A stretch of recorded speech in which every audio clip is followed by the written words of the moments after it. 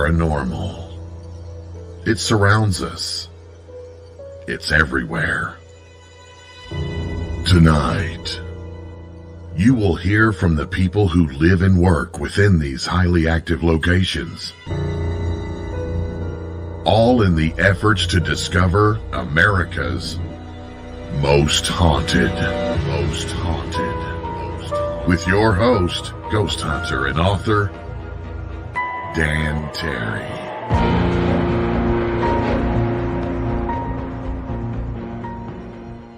Good evening, boys and ghouls. I am Dan Terry, your ghost host with the most haunted. And you guys have been following me for a while. I know you're aware. I've got a specific interest in demonology. Now, I am not a demonologist. I don't want to be one. I've studied it a little bit. The works, Gerald Biddle talking about the Warrens. I've read some of Father Malachi Martin's books, and every one of them just convinced me I don't want nothing to do with this. But as with police work, someone's got to do it. And my guest tonight is one of the guys who write about these people, who know them and talk about them. His name is Scott Smith. He's out of Louisiana.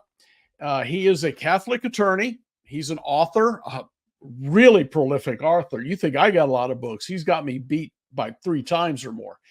And he's a theologian. Theologian? You know the word. 2 of his books, Spiritual Combat, The Real Story Behind the Exorcist, and that's actually on his blog, not a book, and True Ghost Stories and Hauntings, Real Catholic Exorcisms. So we're going to talk to Scott right now about the people who's helping to keep this world safe, and let's bring him up. Hi, Scott. Hey, how's it going? Well, thanks for coming on, man. I appreciate that. For sure. Yeah. Happy to be here. You know, we talked a little bit off camera. We've talked a little by email. And as I told you, I've had a lot of people who's done this sort of thing. Some of them are interesting. I don't know how else to say it and be polite. Some of them seem very real and seem to know what they're doing. And I've got those that, well, as I said to you earlier, the 19-year-old demonologists who think you have to wear a black coat and have crucifixes on the inside and holy water, and you can chop a demon's head off with an axe. What's your opinion on the way this comes up and the way people try to insinuate themselves into it? I mean, I understand that it can be over dramatized by some TV shows. But in a very, very real sense, it's being under dramatized. For anybody to really get into demonology or even angelology, which these are not expertises that I profess either, to get into either of those, you need a certain not just degree of theological training, but you should undergo an exorcism yourself before you step into those kinds of roles. At the very least, I know that there are Protestant denominations that practice deliverance ministries that wouldn't necessarily have access to the sacrament of confession and reconciliation that Catholics have. But before I study anything like that, I'm going to prepare my soul, go to confession, maybe even a period of prayer and fasting. So I just urge caution that these are the places where angels fear to tread, right? Or at least we should. Mm-hmm.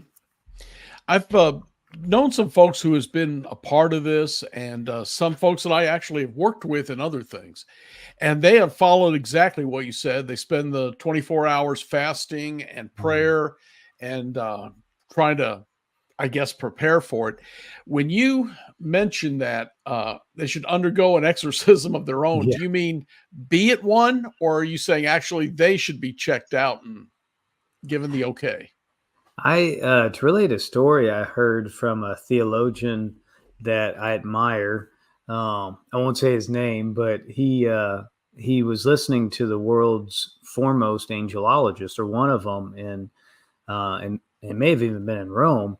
And he, after the talk, he was like, this subject is fascinating. He went up to speak to the angelologist, and he said, look, how can I learn about this in greater depth? This could be the focus of my PhD, whatever. And the angelologist responded, urged him not to study this, and say that if you were even to begin to study this, you would have to first undergo an exorcism yourself, right? Because exorcisms aren't just for full-on possession, obsession, oppression. Like when we baptize children, at least in the Catholic Church, and we baptize infants, right? Like they should have there's very little likelihood that anything should have attached to them, but because they're still in a state of original sin, we exorcise the babies prior to their baptism.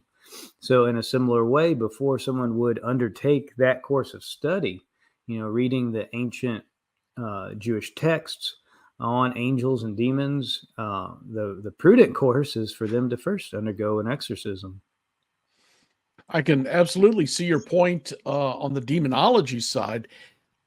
Pardon me. I don't think I've ever heard the term angelology or know anything about it. Can you give me a brief idea of what that is? Sure. Well, just, they kind of go hand in hand, because a lot of your ancient texts that describe the demons also describe the angels. And, obviously demons used to be angels. So an angelologist would study angels, their occurrences in scripture, the theology of angels, like the metaphysics of angels.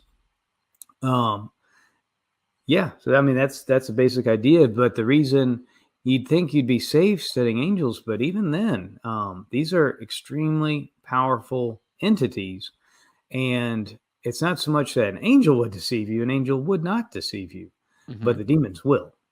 And this, like, for example, this is one of the reasons why we discourage in the church. We discourage people from. There's a prayer that you can find out there to find out the name of your guardian angel. I've heard of those, yeah.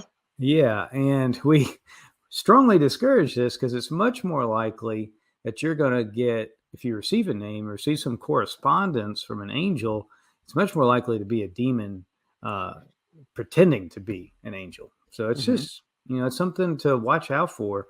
And part of that's because the name of an angel, the name of these creatures, of fallen angels and angels, gives power over, you're given power over them if you know their name. Over angels also?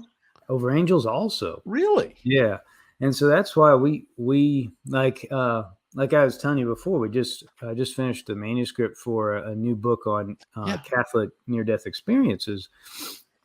And there are a number of people that have had near-death experiences that also, for example, Sandra Abrahams, she's actually here in Lake Charles, Louisiana.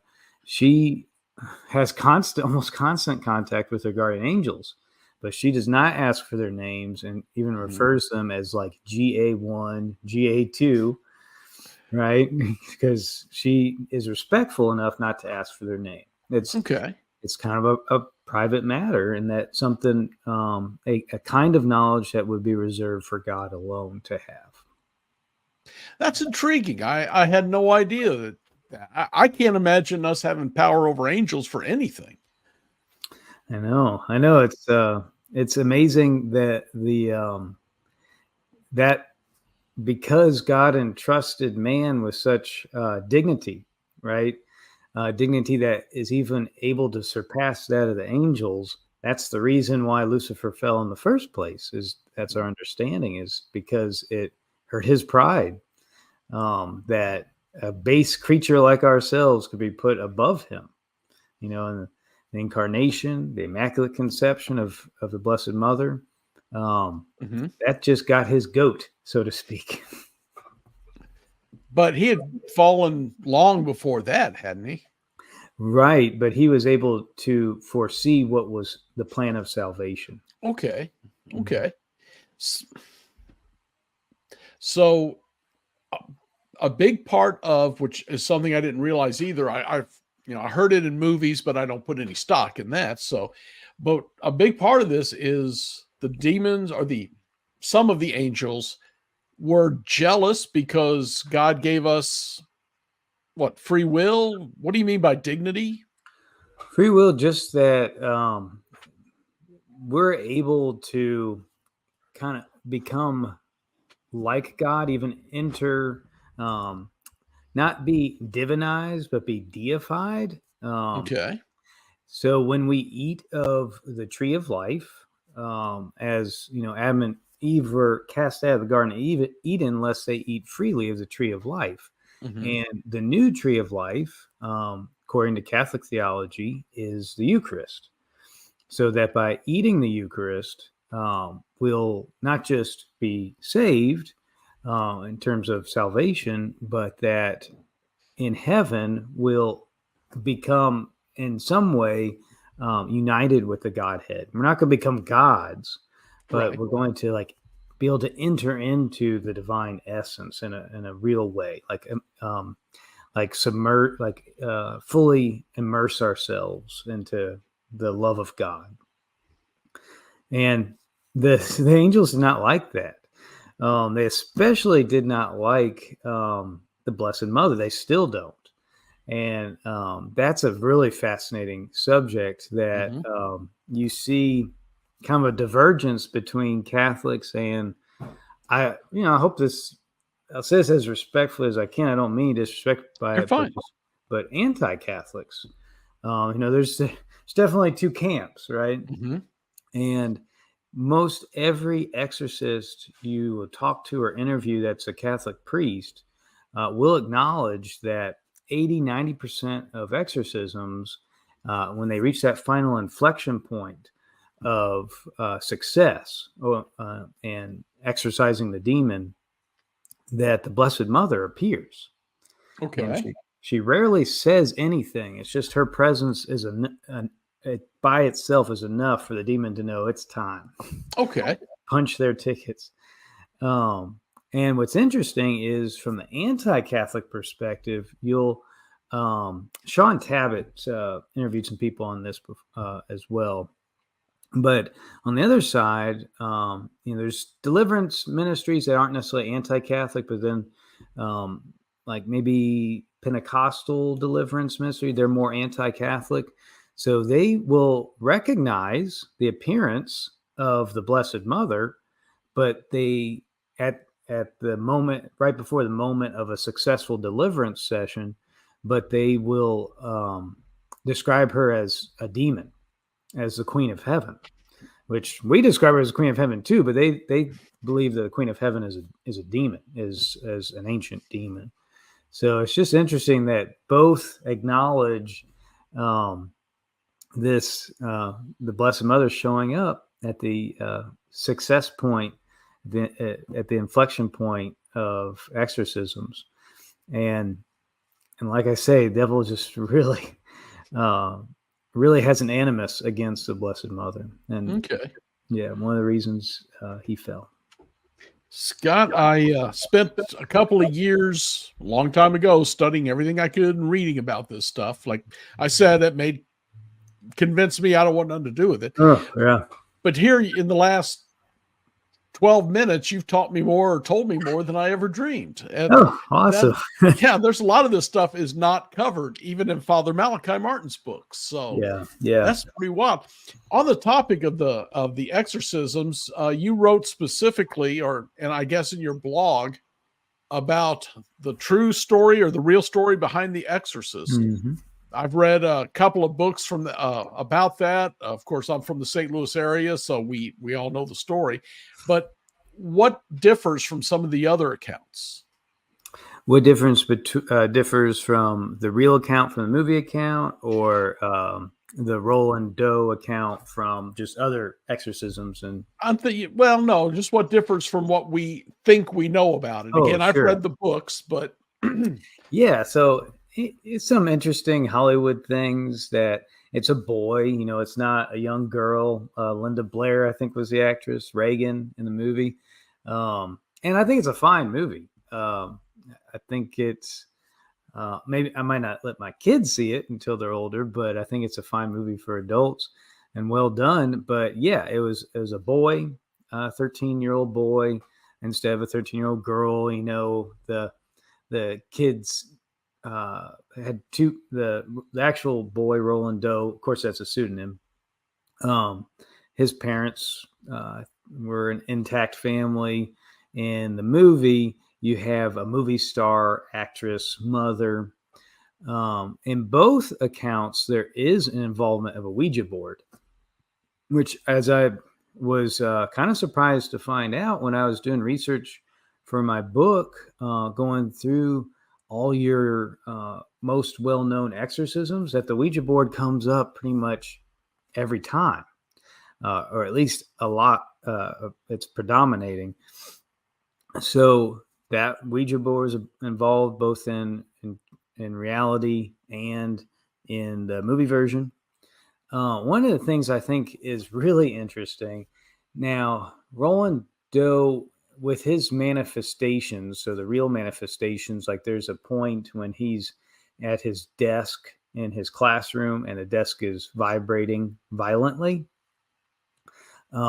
That's one of the manifestations of the demonic that actually happened.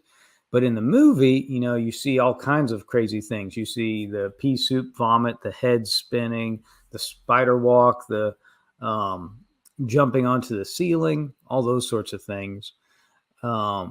Those did not happen to Roland Doe, did not happen in reality in this exorcism, but I did find that they happened in other exorcisms, which was really surprising that maybe Hollywood exaggerated the exorcism in that they combined a lot of elements from real exorcisms, but they didn't create that from whole cloth. So the exorcism of Emma Schmidt, which was in Iowa, maybe 20, 30 years before Roland Doe came on the scene, that is a very interesting exorcism. You have the priest was lucky enough to have a team of nuns help him. Well, these would be religious sisters, not nuns, but help him in the exorcism. Like basically, it's a girl being exorcised, so it'd be more appropriate for religious sisters to hold her down, Yes, as opposed to men. You know, just for modesty's sake. So we had this team of sisters holding her down, barely, the bed jumping around, and her jumping in onto the ceiling. But what was crazy, and what you see, and it's not uncommon in full on possession, is the vomit. Right? I thought originally going into this, I thought that the vomit that we see in the Exorcist movie was just a Hollywood fabrication, but it wasn't. At least not in exorcisms in general.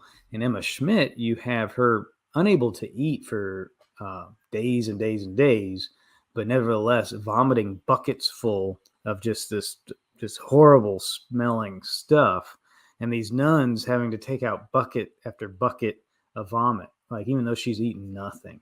You know, so it's violating some laws of physics, the law of conservation of mass for one.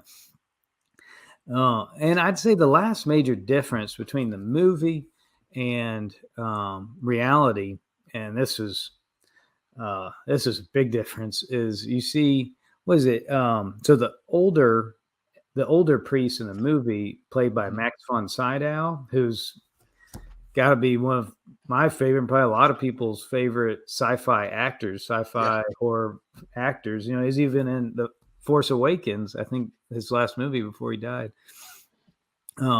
He tells a demon to come into him, right? He says, "Take me instead," or whatever his line is, and that's something an exorcist priest would never do. And then I think he commits. If he doesn't commit suicide, then the younger priest commits suicide to kill the demon or whatever. But that goes off the rails pretty hard. Yeah. That at the end of the movie derails pretty hard towards the end. But for the most part, the lead up, the diagnoses, the symptoms of exorcism, I think, because I also enjoyed the book The Exorcist, And in the book, I think that they see words appearing on the flesh of the child. That's a legitimate thing that happens in exorcisms. But yeah, hopefully that gives you a good summary. If I remember my reading correctly, and it's again many years old, but the exorcist priest does not engage the demon in conversation. It's nothing but commands. They don't talk to him because they could lead you astray. Yeah, that's very true. Now, not to talk about another podcast while on a podcast with somebody, I feel like I'm cheating on my date or something like that. No, you're fine. But Father Carlos Martins has a really good podcast. I think it's the Exorcism Files, because Adam Bly's book is the Exorcist Files, but Father Carlos's podcast is the Exorcism Files. Anyway, sorry if I'm giving misinformation, but he was first known as, before he had his podcast and became known for being an exorcist priest, he was known as the relic priest. So he will engage the demon in conversation to the extent, and only to the extent, that it helps him in the exorcism. Okay. So some things he will ask the demon, and this is fascinating, I think. He will ask the demon, who is your chief antagonist in heaven? He'll ask the demon, for what role were you originally created? And the demons don't want to answer these questions because they can be very much used against them. For example, Father Carlos, an associate exorcist priest of Father Carlos, was exorcising a man that the demon admitted that he was responsible for the death, for the martyrdom. He was one of the ones that incited the soldiers of King Henry II to kill Thomas of Becket in his cathedral. Murder in the Cathedral is the book about it. Mm-hmm. And it happened that Father Carlos had a relic he had a piece of the cloak of St. Thomas of Becket that had a drop of his blood on it from his martyrdom. And he, FedExed it to the priest that was doing the exorcism. And when that relic touched the man that was possessed, literally all hell broke loose. And that was the end. It was the end of the possession. So that's a fascinating subject. Other question he asks is, for what purpose were you created? Mm-hmm. And this kind of goes back to what we were talking about before, that the demons, even though they fell long before Christ's birth and all that, they knew some of them were created just for the purpose of, like, announcing the arrival of Christ, or some portion in Christ's life, or, helping St. Joseph when they're trying to escape from Bethlehem and the slaughter of the innocents with King Herod. So, because, like when you read the book of Revelation or something like that, time is a unity from God's perspective. All things are happening at once. So even though the angels fell before man was even created, and before man even fell, they know for what purpose they were created in Christ's life. Mm-hmm. So, for example, one example of this is that the demon was created to announce the birth of Christ to the shepherds. Okay. And so in the exorcism, if you were to sing a Christmas carol, the demon would lose his grip on the possessed person, just as if he had a relic of Thomas of Becket had been placed to him. So it's fascinating that there are exceptions to the rule that you don't engage a demon in conversation. You can, but only for the purpose of helping in the possession. Okay, and that's absolutely intriguing. Scott, let me step away for just a second, run a quick thing here about us, and then I'll bring you right back, because, again, this is amazing. Thank you. Awesome. Hold on for just a second. All right. Anybody getting scared yet? Because I'm telling you, when I did this, when I got into this and read all these books, the nightmares were atrocious. And that was another reason I decided to give it up. I thought that was a real nice sign to, this is not my forte. So anyway, check this out. We will be right back in just a moment with Scott Smith.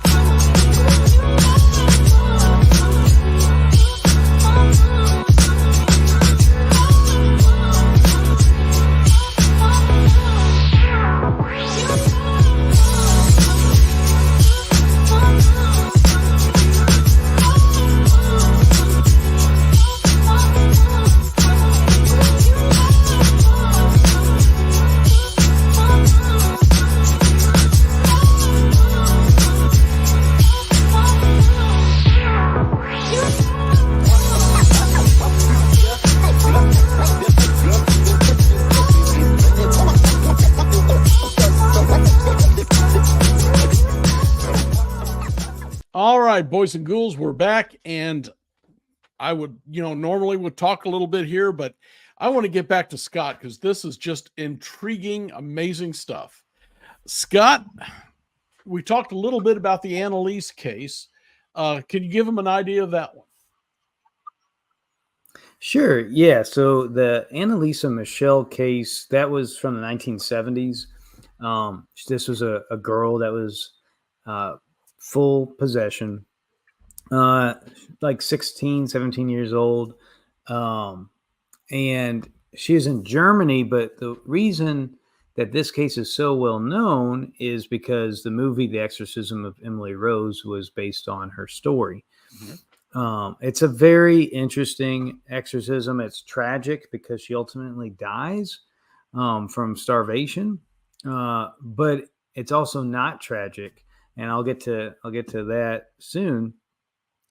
One of the things that's very different about this case is that Anneliese was an extremely devout child, like abnormally devout, like probably would have been a saint, and even some today are putting forth her cause for beatification. Really? Yeah, it's really interesting. And the movie Exorcism of Emily Rose actually depicts that, depicts why. So she was a very devout child, and she just started experiencing possession. It began with like the smells of dung, very strong, and her acting like an animal. And eventually she who loved the Eucharist, who loved church and holy things, that those things became repulsive to her. And so the parents knew something was up. So long story short, she is exorcised, but it's 80, 90 separate exorcism sessions that takes place. Mm-hmm. Which is an extremely long possession. And the reason, and the demons attacked her for her piety. During the exorcisms, she would seemingly maniacally genuflect up and down, to the point that it looked like that she was being pulled up and down. And the ligaments in her knees eventually ruptured because of the frequent up and down movement. And I mean, it's just tragic. But ultimately, what we're told from the documents is that she was, the Blessed Mother came to her and said, "Look, you can be freed of these torments, or you can continue to experience these torments." And that your suffering would be lifted up, would bring many to Christ. through your suffering, it would be a tool for evangelization. Okay. And so she willingly took on the continuation of her torments, but she eventually died because of prolonged starvation. Was that reflected in the movie? Yes. Okay, I never saw the movie, so I'm not wasn't sure. Yeah, I thought the movie, not that this is a movie review show, but I think the movie did a pretty good job depicting elements of this. There's a huge amount of differences because she's not a German girl. I think she's like an American college student. Yeah. But they do depict her in some, other place meeting a beautiful woman who offers her this choice of either continuing or being freed from possession, and she does choose to continue the suffering. It's interesting because I think she's just a generic Christian in the movie, but nevertheless, they maintain that it's the Blessed Mother that she speaks with about this. So yeah. And then just to wrap it up, it was sad at the end because in Germany she was prosecuted. Both her parents and her exorcist priest were prosecuted for criminal neglect. They were blamed for her not being able to eat, even though it was the demons preventing her from eating. This was the 70s, right? People didn't believe in demons, and that was no defense for the. Right.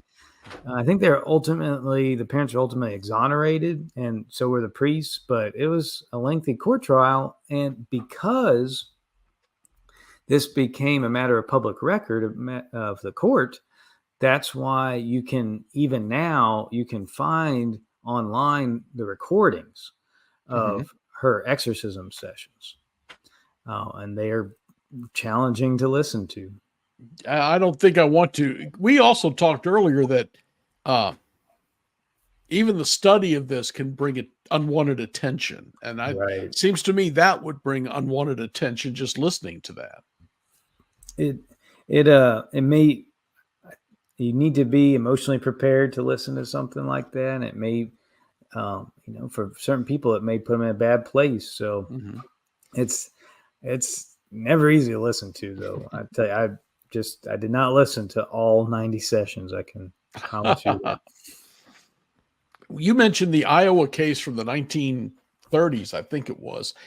And if it's the same one that I remember reading about, Satan himself actually showed up at that exorcism. Yeah, that was an interesting one. That was the one I was referring to. It was in Erling, Iowa, the one where that poor girl was tormented, and the vomit, the ceiling, jumped to the ceiling, the bed shaking. That was all in that one. What's cool about that one is not the torments the poor girl experienced, even though those are revelatory in a certain way. Is her exorcist priest was Father Theophilus. His last name is Reisinger, and he was a Capuchin. Let's see, I'm pretty sure. Yeah, he was a Capuchin. And one of our most BA 20th century Catholic saints was also a Capuchin, Padre Pio. Very famous, yes. Yeah. And the amount Padre Pio every night would be tormented by demons, right? That's a different class of demonic relationship. It's harassment. So he suffered harassment to spare other people he may never have even met. Sometimes he had a lot of spiritual godchildren that he would protect and he would fight off, endure the torments on their behalf. So, I mean, the Capuchins are just awesome. And I mean, I even know there's somebody kind of close to me here who had MS, multiple sclerosis for decades, had the black holes on the MRIs on her brain. And she went to Padre Pio's monastery in Italy, in San Giovanni della Rotondo, and they prayed over her with the relics of Padre Pio. And shortly thereafter, she was eating dinner, and she had to stop eating because the smell of roses was so strong. And then, but her husband could smell nothing. Mhm. Then later that night or a subsequent night, her husband wakes up in the middle of the night because the smell of roses is so strong, but she smells nothing. And long story short, the next time she goes for cognitive and her cognitive tests and her physical, she scores better than she has in decades. And then her MRI shows that those black holes are just gone. So Wow. Padre Pio, and they submit these things for as miracles for the cause for canonization. Mhm. But with Padre Pio, it's just like throw it on the stack. It's just another. You can just imagine these Capuchins in Italy be like, "Oh, we got another one. Put it in the vault." Yeah, I've heard so much about him and the miracles that's attributed to him. That's intriguing. You wrote on your blog, one of your blogs, levels of demonic attack, Mhm. and I don't know how. Again, I have not read that one, but when I was learning this, there was basically 3 levels that I recall, and I remember infestation and possession was the third, and the second one was intimidation, something like that. Is that what we're looking at with your blog, or did you go deeper into it?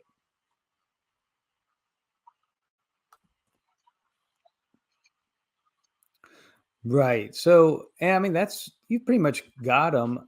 What I did was I was having to do some research, for another writing project, and I just was like, okay, let me nail these down so I use the definitions correctly. Mhm. And so these are from Father Amorth, who there's been several movies made about his exorcism ministry. He was, most recently, what was it, The Pope's Exorcist, which Yes. might have gotten a little raunchy. But I think the previous movie, The Rite, with Anthony Hopkins, was more Mhm. closer to reality. But And those I were mean, he's about this particular the guy. God. Right. Yeah. So he was the exorcist priest of the Diocese of Rome.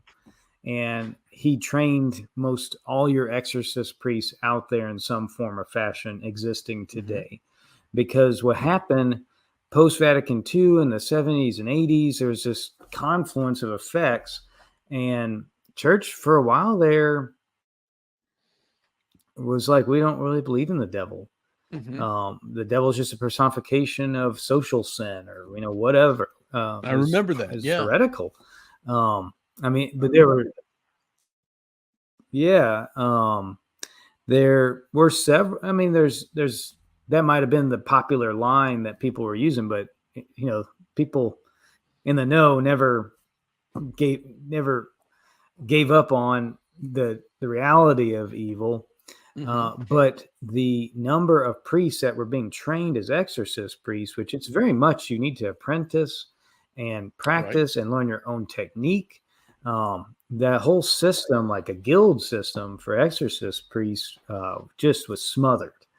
It wasn't extinguished, but it was smothered.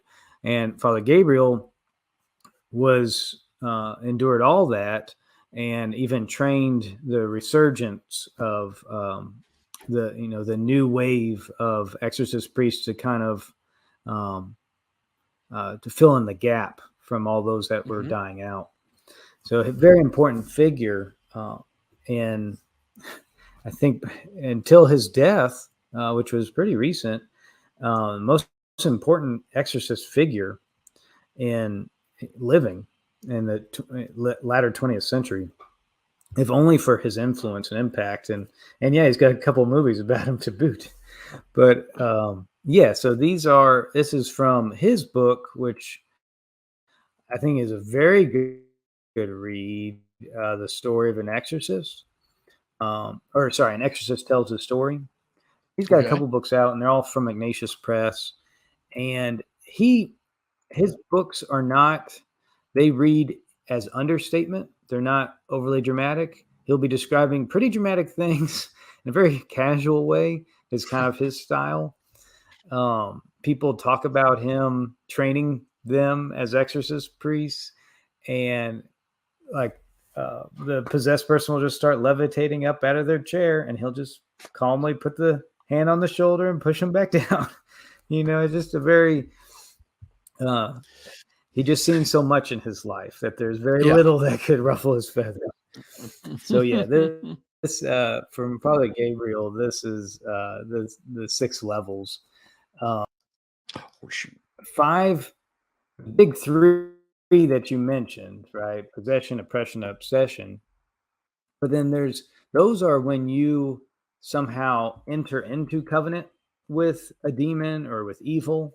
And, it's a mistake the person has made giving them an opening. But there's also subjugation, and that's where that's a little different in that it's not a mistake, it's intentional, right? This is where somebody will perform some kind of ritual to enter into a covenant with Satan or some other demon for power. This is witchcraft, sorcery, that sort of thing. And then there's also what we kind of mentioned before, which is harassment. This is where holy people like Saint Therese of Lisieux, the Little Flower, this is where the demon or the devil will cause extreme physical pain to somebody that is holy and has not in any way entered into or create an opening for the devil. But they'll just harass them because maybe they're angry at them. Like Saint Therese of Lisieux, I wrote about this in that near-death experiences book that I just finished, that when her sister entered the Carmelite order of nuns, the devil probably knew that Saint Therese was going to be next, and they're both going to enter Carmel. And so the devil took vengeance on Saint Therese and tormented the girl for almost a year. And her torments finally ended when the Blessed Mother helped out. They had this statue of the Blessed Mother in their house, and Saint Therese's father, Louis Martin, had a novena said for her at the shrine of Our Lady of Victory, Our Lady Victoire, Notre Dame de la Victoire, or something like that, in Paris. And the statue of the Blessed Mother smiled at Therese, and we call that Our Lady of the Smile. And she was freed from the harassment shortly thereafter. They thought she was going to die, and she nearly did. But so those are the different types of ways that we can be tormented by the demonic. Okay. When somebody does die in a case like this, an innocent, like the Anneliese case or this one very nearly, is there some sort of punishment extracted from the demons? I mean, from the demons' perspective, they might be rewarded, by their generals on that account. But the amount of punishment they're already experiencing is, I don't think God would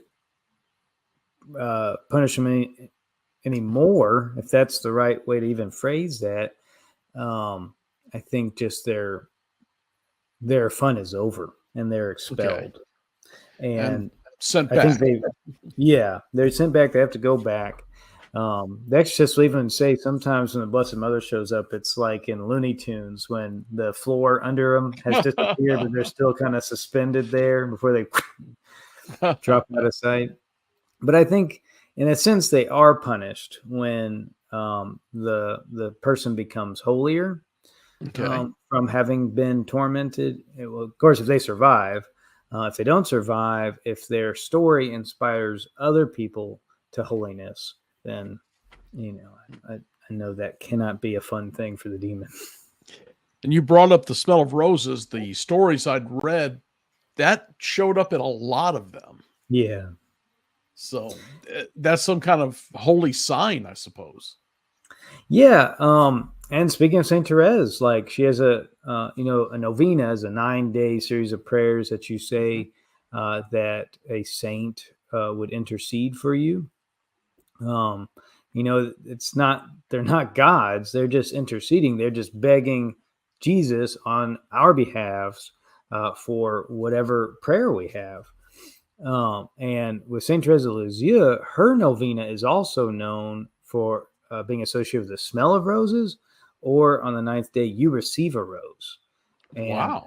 Every time I've said it, it's happened. And my wife as well. It's really cool. It's like, where's the rose going to come from? There's so much I would love to pick your brain on this, because the information is incredible. But before we go, I do want to hit, you've wrote some fiction books. Yeah. And because all these people listening know how much I love New Orleans and Louisiana, specifically for Cajun food. You wrote a series. Was it a series of books on the zombie Cajun thing? Yeah, so we've got 4 books out now. I'm working on number 5. It's the Cajun Zombie Chronicles. I originally wrote these for fun. I just used all my friends as characters, and they're all set in my hometown, which is New Roads, Louisiana. And, it's kind of interesting because we're surrounded by the Mississippi River and an oxbow of the Mississippi River. So I reconfigure the geography a little bit in my hometown, but we're basically like surrounded by water. We're kind of an island. So it makes for an interesting zombie safe house, safe place. But also it's also the Catholic zombie apocalypse, because like in the Middle Ages, after the bubonic plague, we civilization lost a huge amount of its population. And so how did civilization recover? The church had a great role in that. So I kind of think about that in terms of, what if we had to survive the zombie apocalypse? How would the church be involved in that? Like there's a teaching of the Catholic Church, indefectibility, which says that there can never be a point until the end of time that we are without at least one bishop and one priest. Okay. So it's just kind of interesting how that could play out in the zombie apocalypse. So, yeah. So we're 3 books in. The first 3 books, The River Dead, the Kingdom Dead, Island Dead, and we just did The Office Dead, which is like some dude in a cubicle in Baton Rouge wakes up to find himself in a zombie apocalypse, and he's got to hightail it out of Dodge. Yeah. What a waste of good Cajun food there. I know. So sad. But it survived, right? This book here, Real Catholic Exorcisms, True Ghost Stories and Hauntings. What does that contain? Is that the Roland Dahl case, the Anneliese case? That's right. Emma Schmidt. Let's see. And also, Vervennes, Nicola Aubry, which is 1565, which is really cool. So I tried to do a sampling from different times in history. But yeah, those are the main ones, the big 4. Okay. And it also includes as an appendix a book by Father Carl Vogel, Begone Satan, that that is a story from a primary source of an exorcism.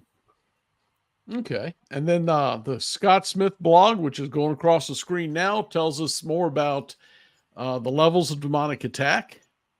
And I assume that was interviewing Father Amorth, whatever. That was taken from his writing. Mm-hmm. Okay. Basically just curating some content. And then the real story behind The Exorcist, which I believe Roland just passed away in the last 5 years or so. That's right. And that's why we're able to get some more details are being finally released about his life. I read the book that was allegedly based on the diary they found inside the hospital, the room, because they had closed up. Well, they got all the furniture out and locked it up in a specific place. And then when they were tearing that old hospital down, that somebody was there. They said they had wrote down everything that happened, sent one copy to the Vatican, and then one was left in that room. What's your opinion on that? Is that just a sales gimmick, or could that actually be the diary? Well, I don't know if maybe they're dramatizing the manner in which the diary was found, because a lot of it does come from the writings of a young Jesuit scholastic. I think he's a scholastic, Walter O'Halloran. Yes. And it is, I mean, it's a good source. He wrote down in really good detail what happened. Whether it was lost from some time, I don't know that.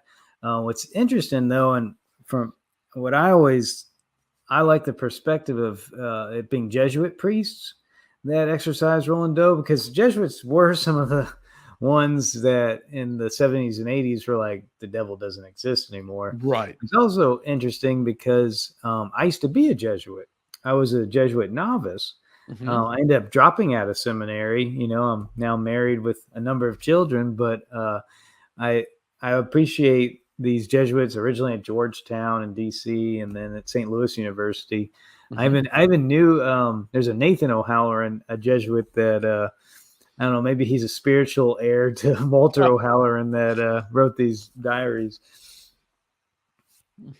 So, okay. Well, Scott, again, this has been an eye-opening experience for me. I studied it many, many years ago. I have some basic idea, which again tells me not to mess with it. But you're right there in the middle, writing and talking to these people, reading their works. Thanks for coming on. What you had to say has been just incredible. Thank you so much for having me. I enjoyed our conversation. Some of these movies keep coming out. I may have to get you back here and get you to tell me how close they are to reality. Yeah, it does not look like our fascination with this is coming to any kind of close anytime soon. No, we kind of lost it in the 80s. It started down and now it's heading back up. So, yeah, all as right, long as it makes us better people. All right. Well, thanks again, Scott. You've been incredible. I'll talk to you soon. Thank you, Dan. Thanks. And again, I am going to just say to folks out there who think by reading the Amityville Horror and a couple of books like that, you can be a demonologist. No, these things do not fight fair. This is not something you can cut their heads off like Buffy. What you're dealing with here is people who go after your bank accounts. Computers go down and messes up your money. Your car stops working. You can't afford to fix it. You start losing jobs. Your family gets ill. These things do not fight a stand-up fight. So stay away from it unless you're properly trained. And I have met some people who seem to be very good at it, even though they're not Catholic.